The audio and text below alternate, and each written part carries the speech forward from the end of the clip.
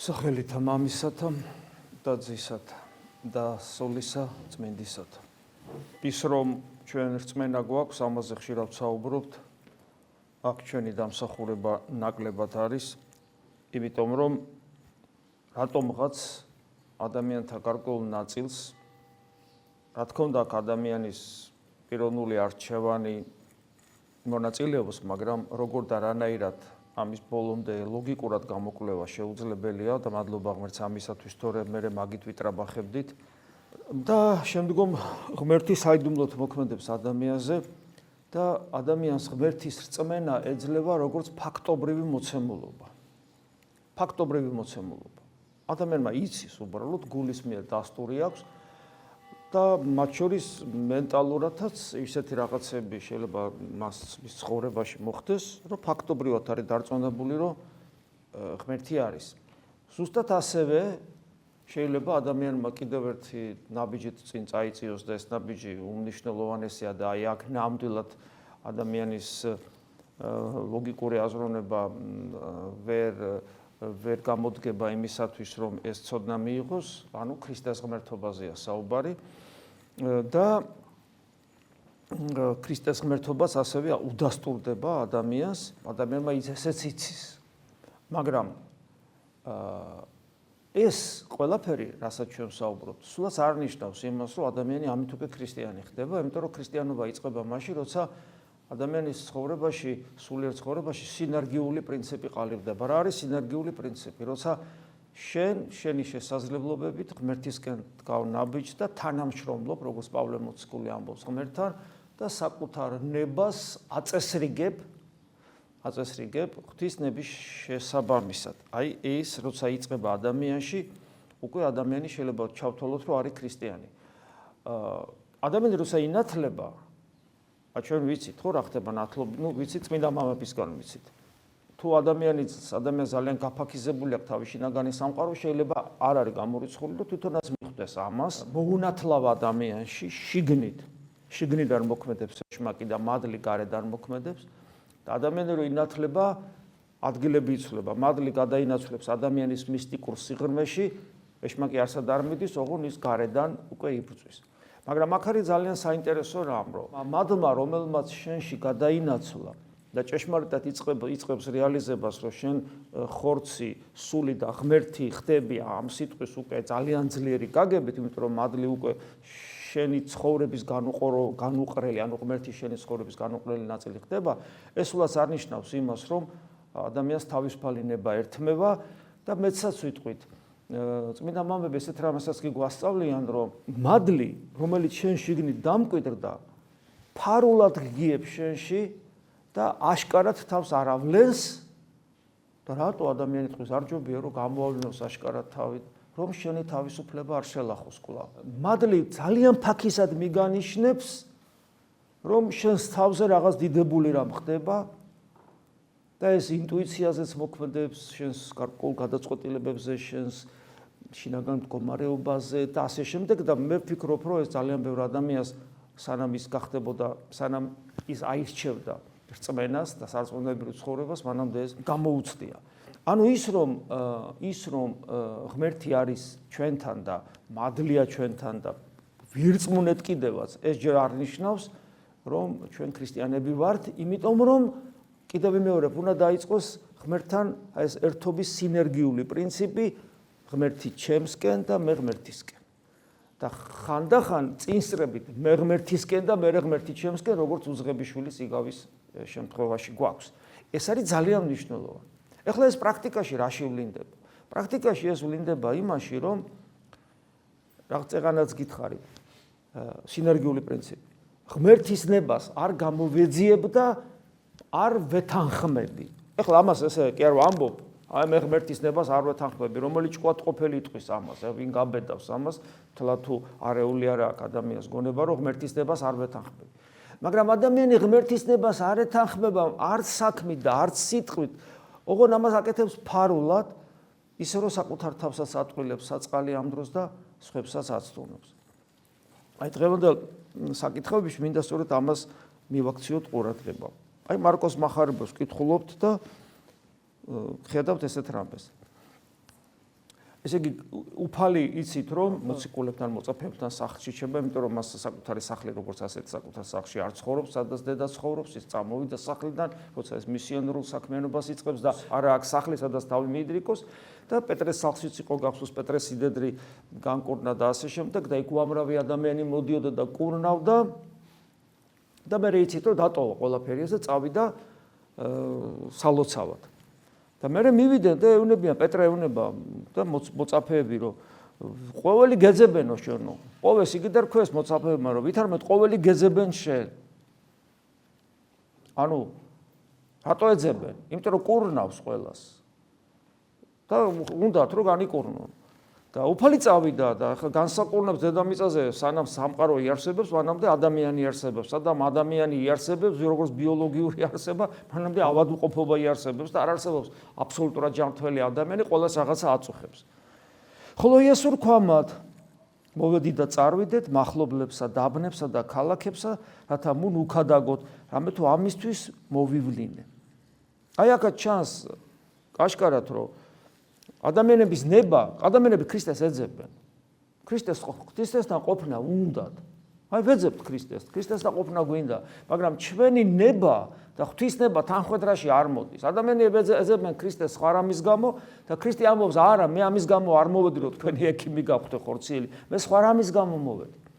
გასაგებია რომ ამ შემთხვევაში ხორციელად მოსული უფალი ამ საკითხს წარმოაჩენს ესე რომ როგორც ადამიანი აი მოვედი მე შენთან მოვედი მე იმასთან აღარ მივედი წავედი სხვას უქადაგე მაგრამ ის რომ ქრისტე ამაღლდა ზეცად ეს პრინციპი ისევ ასე მუშაობს არ იცვლება ეს რატომღაც შეიძლება უცებ ვიღაც სასწauლებრივად განიკურნოს ვიღაც არ განიკურნოს ვიღაცასთან რაღაც ცხოვრება შეიცვალოს სასწauლებრივად სხვასთან არ შეიცვალოს ზოგ შემთხვევაში ბუნების კანონების თანმიმდევრობა დაირღვეს ღვთის განგებულებით ზოგ შემთხვევაში არ დაირღვეს და ჩვენს ხშირად გვეჩვენება უსამართლობად როგორც აქ შეიძლება მოჩვენებოდათ უსამართლობად როგორც მახსოვს ერთმა ადამიანმა მე ჯერ კიდევ ძიების პროცესში ვიყავი ეკლესიურიც არ ვიყავი ჩემს ახალგაზრდობაში თანამშრომელმა როგორ მითხრა რომ ესე იგი სახარება მაშინ სახარება სად იყო ჟურნალ ცისკარში თუ განთიაჩი იბეჭდებოდა ესეც მაგარი გარღვევა იყო და მას ჩაუვარდა ხელში და დაბკოლდა სახარების კითხვით დაბკოლდა ადამიანი რომ დაინახა რომ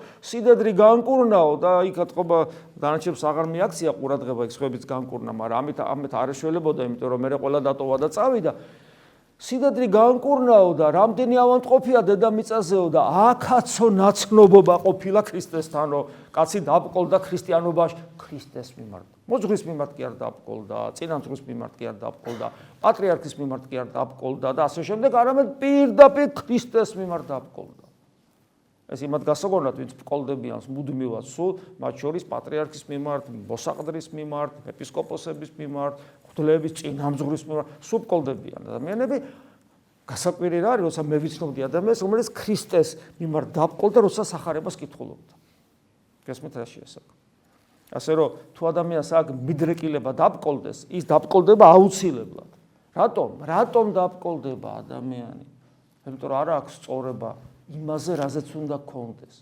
საკუთარი სიმართლე აქვს ორიენტირად საკუთარი ხედვა აქვს ორიენტირად და ამიტომ ბკოლდება ადამიანი იმიტომ რომ 8 მილიარდი კაცია და 8 მილიარდი სიმართლე არსებობს დედამიწაზე ხალხო დღეს არსებობს 8 მილიარდი ერთმანეთისგან განსხვავებული სიმართლე გესმით თვით ეკლესიის წიაღშიც კი პრობლემებია რატომ არის ჩვენ მართლმადიდებლებს გვიჭირს ხო ხედავთ რომ ზოგი მართლმადიდებელი ერთმანეთთან ომობს ხო აი ომია ხო სქიზმები არსებობს ესმით რამდენი პრობლემაა მართლმადიდებელ ეკლესიაში აღარ ვლაპარაკობ რომ ოდესღაც ერთი თლიანი კათოლიკე ეკლესია ანუ საყოველთაო ეკლესია როგორ დაიყო ხო იქ მონოფიზიტები ნესტორიანერები მე კათოლიკები გაჩნდნენ დედა ეკლესიას წდებიან და წდებიან რატომ ყველას თავის სიმართლე აქვს და იმიტომ და ღვთის სიმართლეს არ გამოეძიებენ აი გარი მიზეზი და აი აქ აშკარად ჩანს რომ თან ნახეთ როგორია ეს სიმართლე საკუთარი სიმართლე მით უმეტეს მორწმუნე ადამიანისათვის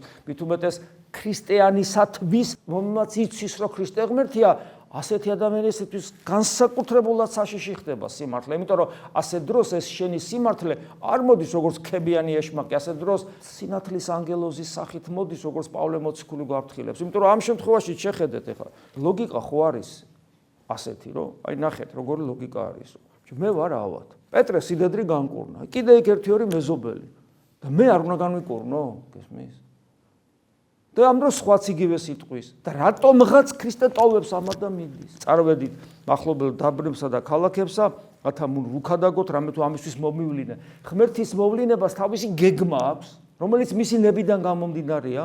ამ გეგმის გადახვევა არაფრით არ მოხდება, ღვთისნება არ იცვლება. გესმით რა შეასაკა? ჩვენ უნდა მოვერგოთ ღვთისნებას, ის არის მაცხონებელი და არა ჩვენი ნება. შემდეგ მოუხდა ერთი განკეთროვლებული, ებედრებოდა მას, მუხლი დაედგინა და ეტყო და უფალო, უკე თუ გინდეს, ძალგიც განწმენდა ჩემდა. გადასარევ რამეს ეუნება. აი აქ ჯერ ერთი რო წამს მისი ძალმოსილების და მერე არ ეუნება გინა თუ არა განკურნე. სწორნაბიჯს დგავს. შენ თუ გინდა, შეგიძლია რომ განკურნე.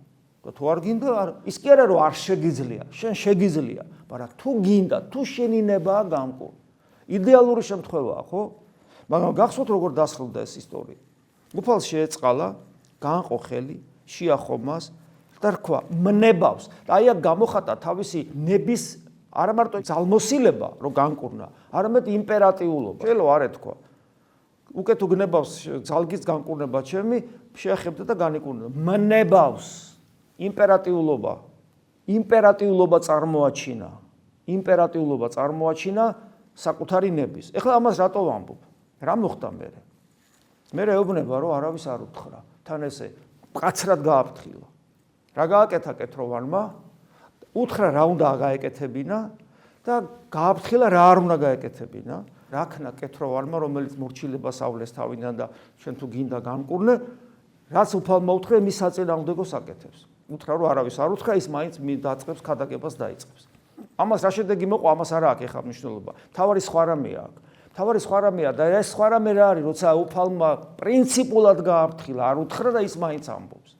ანუ აი ამ ორი მაგალითით ძალიან კარგად ჩანს, რომ ჩვენი რწმენა როგორი მოწყვლადია, რამე თუ ჩვენ მათაც კი, ვისაც ქრისტეს ღმერთობის გვწამს და აგერ ვართ აქ ამიტომ, როგორ შეიძლება გვიჭირდეს ქრისტეს ღმერთობის წმენა რას ნიშნავს? მას ვენდობით, მისი ძალმოსილების გჯერა, მასთან ყოფნა გვინდა და ასე შემდეგ და ასე შემდეგ და მისგან ბევრი სიკეთე მიგვიღია, როგორ შეიძლება ვეწინააღმდეგებოდეთ მიუხედავად ყველაფრისა ჩვენი ნებით მას? გესმით რა შეასაკა? ეს არის ძალიან მნიშვნელოვანი რომ გვახსოვდეს. და ეს ახლა რატო დაიწერა? იმიტომ რომ ჩვენ საკუთარი თავის რევიზია ჩავატაროთ და ჩვენც ხომ არა ვართ ხოლმე ასე. გესმით, ჩვენც ხომ არა ვართ ხოლმე ასე. და ამასთან კონტექსტში ზუსტად აი ძველი აღთქმის მაგალითები არის, პავლე მოციქული იყენებს ამას.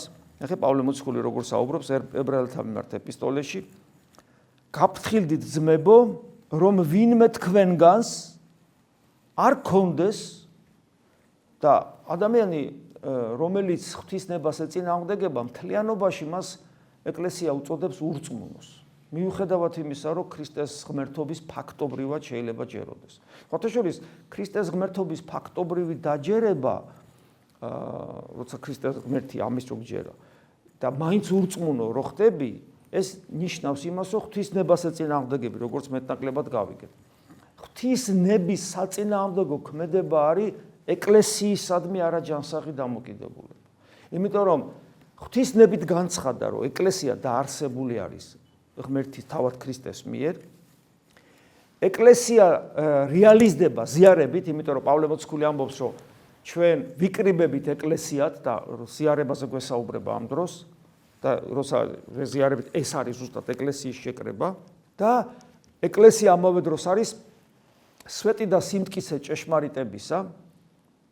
იმიტომ რომ მასში ღიებს სულიწმინდა ღმერთი და ამიტომაც მისი სიტყვა არა რომელიმე ერთი პიროვნების სიტყვა, არამედ მისი სიტყვა როგორც ასეთი, ანუ კრებსითად, საუკუნეებში გამოტარებული, არის ჭეშმარიტება, იმიტომ რომ სულიწმინდა ღმერთი მეტყველებს ეკლესიის მიერ, იმიტომ რომ ეკლესია ქრისტეს სხეულია, ესე რომ არ იყოს, მაშინ ეს ნიშნავდა, რომ ღმერთმა მიგვატოვა, ასე რომ არ იყოს არც წმინდა წერილი არ არის სანდო, იმიტომ რომ ისიც ეკლესიის ნაყოფია, როგორ შეიქმნა ეს 27 წიგნი, რატომ არის და რატომ სხვა წიგნები არ არის შესული და ასე შემდეგ, რატომ ნაკლები არ არის და ასე შემდეგ, ვინც ეს ისტორია იცის, ის ცალსახად ამბობს, რომ ეკლესია არის პირველადი, როგორც ქრისტეს მისტიური სხეული და წმინდა წერილი არის მეორადი და იგი მე-5 საუკუნეში საბოლოოდ დაიბეჭდა, რომ აი ეს და არა სხვა, რა თქმა უნდა, პირველი საუკუნეებიდან მოდის, მაგრამ საბოლოოდ ეკლესიის ავტორიტეტმა თქვა, რომ ეს უნდა იყოს და არა სხვა. ავტორიტეტმა, რომელიც გახმოვანდა წმინდა მამების მიერ და რას ცოდვები არიან, როდესაც წმინდა წერილს ცნობენ და ის ვინც უთხრა, რომ ეს არის სინამდვილე და სხვა წერილები, რომელიც უამრავია, მინდა გითხრათ, რამდენიმე ათეული წმინდა წერილის სახელდებით არსებობს, მოციქულთა წერილები, სახარებები, რამდენიმე ათეული და მხოლოდ ეს 27-ზე თქვა ეკლესიამ, რომ ეს არის და როცა ეკლესიის ავტორიტეტს ენდობი იმაში, რომ ეს არის და არა სხვა და დანარჩენში ეკლესიას გვერდზე გაწევ, ეს სადავრი ლოგიკაა, ხო? აი ეს არის. ამიტომ ეკლესია ხდება ავტორიტეტი რამე თუ არა ადამიანობის გამო, არამედ იმის გამო, რომ მასში ღმერთია და კიდევ ვიმეორებ, ეს დასტურდება არა მარტო წმინდა წერილით, არამედ საეკლესიო კრებებით, იმ დოგმატებით, რომელსაც ასევე პროტესტანტები იღებენ, დოგმატებით, ანუ საღვთო ბრძანება, რომელიც წმინდა წერილშია მერე გადმოცემული, რომელიც ეკლესიამ მოგცა და მერე ეკლესიამვე განმარტა, რატომ ასე და არა სხვანაირად, რატომ ამ ფორმულირებით და არა სხვა ფორმულირებით, ეს ყველაფერი საეკლესიო კრებების მიერ მოცემულია და როგორ შეიძლება ეკლესიისადმი ნდობა გაგიქრეს, იმ წამსვე ღმერთისადმი უკვე შეგეპარება და ამიტომ როდესაც მაგალითად ებრძვიან თუნდაც საქართველოს მართლმადიდებელ ეკლესიას, მის იერარქიას, მის დადგენილებებს და ეს მარტო საქართველოში არ ხდება. იგივე ხდება რუსეთში, იგივე ხდება უკრაინაში, იგივე ხდება საბერძნეთში, ხო, არსებობენ ეს ჯგუფები, რომლებიც ასე ებრძვიან. თავარი აი როგორ მიხვდეს ადამიანი, რომ ესა თუ ის თეოლოგი იქნება, თუ ის სასულიერო პირი, თუ ყოფილი სასულიერო პირი, თუ ასე შემდეგ ტყუის და ესე იგი ეშმაკის საქმეს ასრულებს. შეხედოს მაძიებელი ადამიანის თვალებით ამ ადამიანს, მაძიებელი ადამიანის ადამიანი, რომელიც ეძებს და არ იცის სად არის ჭეშმარიტება. და უცებ ვიღაცა თეოლოგი ან ვიღაცა სასულიერო პირი ან ყოფილი სასულიერო პირი გამოდის და უსმენს და უცებ მაძიებელი თვალის ადამიანს რო უყურებ, იმის ლაპარაკიდან გამომდინარე, არავითარ შემთხვევაში არ მოგინდება, რომ ეკლესიაში მიხვიდე. არავითარ შემთხვევაში არ მოგინდება, რომ წილვას დაესწრო. ვიღაც მოძღვარს გული გაუხსნა, აღსარება უთხრა და ეზიარო, ამის სურვილი არ გექნება. როგორც კი ამის სურვილი არ გიჩნდება და პირიქით საწინააღმდეგო გიჩნდება ვიღაცის მოსმენით, იცოდეთ, რომ ის კაცი ეშმაკის საქმეს აკეთებს, რაც არ უნდა მართლმადიდებლობის დამცველად მოქონდეს თავი, რაც არ უნდა ეკლესია უყვარდეს და ასე შემდეგ. ეს ხდებოდა წარსულში, ეს ხდება ახლა ჩვენ სიახლოვეს, როდესაც ებრძიან პატრიარქს, ფრთხილად იყავით. იმიტომ რომ ეს ენას ზვალი არ აქვს, რასაც უნდა იმას იტყვის, რასაც უნდა იმას იკადრებს უბრალოდ. იმიტომ რომ ადამიანის გულში რო არ არის ჭეშმარიტება და არის სიცრუე, როგორ იტყვილება წეღანაც კარგად ჩანს, როგორ იფუთება ეს სიცრუე, ხო? და ყველა ადამიანს თავის სიმართლე რო აქვს, აი როცა ადამიანი აი ამგვარ მდგომარეობაშია, მისი ენა მზაკრობას იწყებს. და ამ მზაკრობას ლოგიკურად ასწორებს, ამართლებს, აშალაშინებს და ესე შეფუთულად გაწვდის.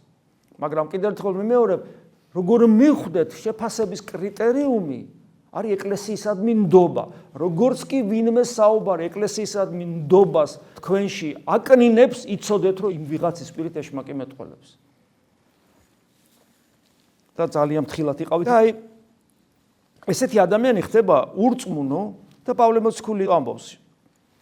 ფრთხილად იყოს რომელიმე თან ნახე გაფრთხილდით ძმებო, ანუ ძმები ვინ არიან? მორწმუნეებს ეუნება. ეკლესიის წევრებს ეუნება. აი ეკლესიის წევრებს ეუნება თქვენ შორისო ვინმეს არ ქონესო ბოროტი და ურწმუნო გული ეკლესიის წევრებს ეუნება.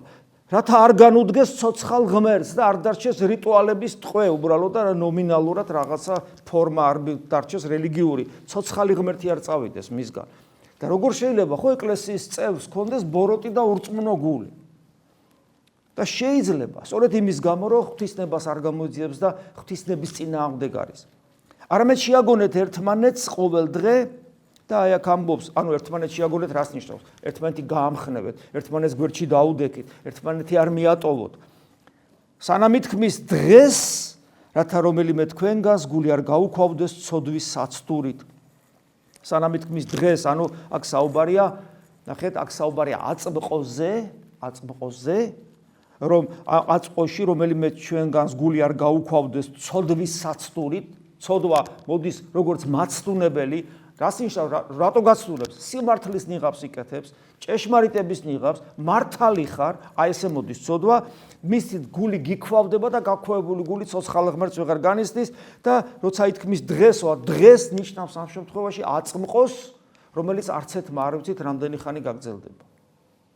შეიძლება ეს ჩვენთვის ბოლო დღე იყოს, მაგრამ აუცილებლად დადგება ბოლო დღე და ზოგადად იცოდეთ, რომ დღე, ანუ აწმყო, თუ აწმყოში არ ეძებ ჭეშმარიტებას, თუ აწმყოში არ ერდგულებ ჭეშმარიტებას, თუ დღეს ამ სიტყვის დიდი გაგებით, არა კალენდარული გაგებით, არამედ ამ სიტყვის დიდი გაგებით, იმიტომ რომ ეს არის აწმყო, რომელშიც შენ რეალიზდები როგორც ქრისტიანი, თუ შენთვის ეს ძალიან მნიშვნელოვანი არ იქნება და საკრალურიც დღევანდელი დღე, მაშინ არ ცვალინდელი დღე არ იქნება, არ ზეგინდელი დღე არ იქნება და აი ესე დავბრდებით ურწმუნოებაში. და როცა მოვა ის დღე, ან უფლის დაბრუნების, ან გარდაცვალების, ან თუნდაც უფალთან შეხვედრის შესაძლებლობის, როგორც მართალ სვიმეონს შეხვდა ტაძარში უფალი, ხო, ამ დღეს ჩვენ გამოვტოვებთ. ეს დღე ჩვენს გვერდზე ჩაივლის, თუ ის იქნება ეს საკრალური შეხვედრა, ხოლო თუ სიკვდილი იქნება ჩვენი გარდაცვალება და უფლის დაბრუნება, მაშინ დავკარგავთ ღმერთს. რადგან ქრისტეს ზიარნი გავხდით, თუ კი რწმენის საწყის დავიცავთ ბოლომდე, ქრისტეს ზიარნი მაშინ ვართ, როცა რწმენის საწყის მტკიცედ დავიცავთ ბოლომდე. რა არის რწმენის საწყისი? როდესაც ჩვენ გულში მოგვეცა რწმენა ცოცხალი ღმერთისა, განკაცებული ღმერთისა, როცა ჩვენში გაჩნდა პირველი სიტყვა უფლისა, რომ მე დავაარსებ ჩემ ეკლესიას, ჩვენ მოვედით ეკლესიაში, ქონდა სიხარული ზიარებისა, აი ეს რწმენის საწყისი არ დავკარგოთ. მაშინ ვენდობოდით, აბა თუ არ ვენდობოდით, აქ რატომ მოვიდოდით და მერე იწყება ეს ომი და ბრძოლა, როცა ეს ყოფილი სასულიერო პირები, ყოფილი თეოლოგები, ან ლიბერალურად განწყობილი მრევლის წევრები, როცა ესე იგი იწყებენ რაღაც შინაგან თავის რწმენის რევიზიასაც და მერე აქვთ ეს პროტესტანტული და რევოლუციური განწყობა ეკლესიის მიმართ. კვლავ აგრძელებს, როცა ითქმის დღეს, როდესაც მოისმენთ მის ხმას, ნუ გაიქვავებთ გულებს როგორც რტვინვისას, ნახეთ, ისევ აწყოზე საუბრობს, ერთის მხრივ აწყოშიც ვართ და ღვთის სიტყვა თითქოს გვესმის, წინვებზე ვართ, ასე შემდეგ, მაგრამ გულს ნუ გაიქვავებთ გულებს, რა შემთხვევაში იქვავებს ადამიანი გულს, როცა დრტვინავს. რატო დრტვინავს ადამიანი და გაუგებარია, ხო? კაცო, აქ ვარ, ვისმენ და რატო დრტვინავ? და აი მერე, ნახეთ რა მაგალითი მიყავს პავლე მოციქულს. ვინ იყო რომ მოისმინა და დრტვინავთ? ანუ ვერ გავიგე, ხო? მე პავლე მოციქული მეუბნება, რომ ეკლესიაში ხარ, ღვთის ხმა გესმის, წმინდა წერილიდან, ლოცვებიდან, მსახურებიდან, ასე შემდეგ, გულს ნუ გაიქვავებ. ანუ და მიენდე უფალს და მისინება გამოიძიე და მისინებით იცხოვრე. ნუ გაიქვავებ გულს და იქავებ იმიტომ რომ დრტვინავ და ვერ გავიგე რატომ დრტვინავ, რას ნიშნავს ეს დრტვინავ და გიხსნის ვინ იყო რომ მოისმინა და დრტვინავ და მაგალითი მოყავს. ანუ ვიღაცები იყვნენ, ვინ შენსავით ისმენდნენ და დრტვინავდნენ. ეს ყველა ხო იმათაგანი იყო, ვინც მოსემ გამოიყვანა ეგვიპტიდან. და გადაყავ ხარ აღთქმაში და ძველი აღთქმის მაგალითი მოყავს და ვისაც ეს წაკითხული აქვს, რამდენჯერაც წაიკითხავ მოსეს როგორ გამოყავს ებრაელები, იმდენჯერ გაოცებული რჩები, იმიტომ რომ ღმერთი ისე აჩვენებდა საკუთარ თავს მათ, რომ ღმერთი მათთან იყო, იმაზე იქით შეუძლებელია და მიუხედავად ამისა. პატარა პაუზა, აი დღეს ეჩვენა ღმერთი და აი ზღვა გააპო, იქ ციდან საჭმელი მოვიდა, რაღაც საოცრებები, მზე გაჩერდა, ის უნავე რომ მზე გაჩერდა, რომ ომი მოეგოთ, მზე გაჩერდა, გესმით? არ ჩავიდა მზე, 24 საათი მზე არ ჩავიდა. და მეორე დღეს თუ ისი არ იქნა, როგორც შენ გინდა, იმ წამს ვეიწყებ კვლავ დრტვინვას. და დრტვინვას პირდაპირ ღმერთის წინა აღდებ და ღმერთსო ვერ მიწვდები, ვით შეგრჩება ხელში, მოსე იქნება ეს თუ წინასწარმეტყველი თუ ასე შემდეგ. ანუ რას ნიშნავს დრტვინავი გული? დრტვინავი გული არის ის გული, რომელიც ღვთისნებას არ ემორჩილება, არც გამოიძიებს და გამოძიებულ შემდგომ თუ გამოიძია, მაინც არ ემორჩილება. ასე რომ თუ ჩვენ გვინდა რომ ვიყოთ ქრისტიანები, არ არის საკმარისი ლიტონი რწმენა, რომელიც მოგვეცა წყალობით, არ არის საკმარისი ეკლესიაში მყოფობა, არამედ ვიყოთ ფრთხილნი, რომ ღვთისნებას არ ვეწინააღმდეგებოდეთ, ამისათვის გამოვიძიოთ ღვთისნება, შევიყვაროთ ღვთისნება, შევიტკბოთ, იგი როგორც ჩვენთვის ჩვენი ყოფიერების მყუდრო ნავსაყუდელი, იმიტომ რომ ცხოვრება და გადარჩენა არის ღვთისნების წიაღში მყოფობა. სხვა გადარჩენა და სხვა სიცოცხლე არ არსებობს. ამინ. მადლი უფლისა ჩვენისა იესო ქრისტეს და სიყვარული ღვთისა და მამის და ზიარება სული საწმინდისა იყოს თქვენ ყოველთა თანა. ამინ.